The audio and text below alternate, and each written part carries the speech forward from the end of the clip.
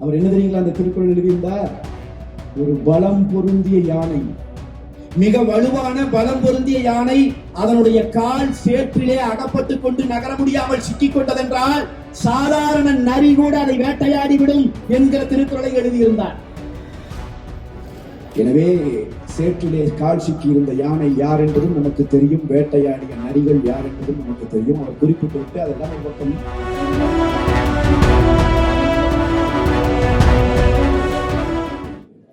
ஆனால் நான் விஜயபாஸ்கர் அவர்களுக்கு அன்போடும் நன்றியோடும் நான் ஒரு விஷயத்தை மட்டும் சுட்டிக்காட்டுவேன். அவர் இன்றைக்கு நிறைய செய்திகளை எல்லாம் சொல்லுகிறார். உண்மையான உழைப்பவர்களுக்கு அங்கீகாரம் இல்லை என்று சொல்லுகிறார்.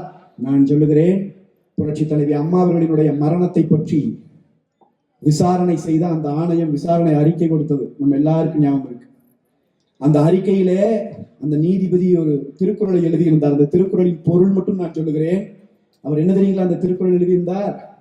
ஒரு பலம் பொருந்திய யானை, மிக வலுவான பலம் பொருந்திய யானை அதனுடைய கால் சேற்றிலே அகப்பட்டுக் கொண்டு நகர முடியாமல் சிக்கிக் கொண்டதென்றால் சாதாரண நரி கூட அதை வேட்டையாடிவிடும் என்கிற திருக்குறளை எழுதியிருந்தார். எனவே சேற்றிலே கால் சிக்கி இருந்த யானை யார் என்பதும் நமக்கு தெரியும், வேட்டையாடிய நரிகள் யார் என்பதும் நமக்கு தெரியும். அவர் குறிப்பிட்டு விட்டு அதெல்லாம் ஒரு பக்கம். அந்த அறிக்கையிலே அவர் குறிப்பிட்டதிலே அவர் மரணத்திற்கு காரணமானவர்கள் என்று குறிப்பிட்ட பட்டியலிலே மாண்புமிகு அண்ணன் விஜயபாஸ்கர் அவர்களே தங்கள் பெயரும் இருந்தது என்பதை நான் இப்பொழுது சுட்டிக்காட்ட விரும்புகிறேன்.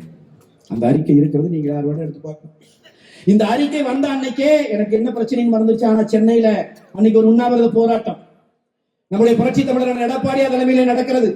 அப்பொழுது இன்றைக்கு அண்ணன் விஜயபாஸ்கர் பின்னால் நிற்கிற சில பேர் வந்து நம் பொதுச் செயலாளரிடம் சொன்னார்கள், இவர் பெயர் அந்த பட்டியலிலே வந்துவிட்டது, இவரை கூட்டி வந்தால் சிக்கல் வந்துவிடும், இவரை வரவேண்டாம் என்று சொல்லுங்கள், கட்சியில் இருந்து தள்ளி நிறுத்துங்கள் என்று சொன்ன போது அவரும் நம்மை போல்தான் அமைச்சராக இருந்தார், அவருக்கு அதிலே பங்கு இருக்காது.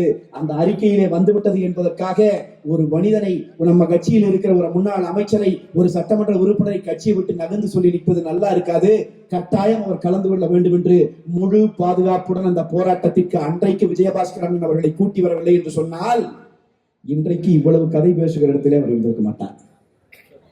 பிளே ஸ்டோர் மற்றும் ஆப் ஸ்டோரில் இருந்து பாலிமர் செயலியை QR கோடு மூலம் பதிவிறக்கம் செய்யுங்கள். செய்திகளை உடனுக்குடன் பெறுங்கள்.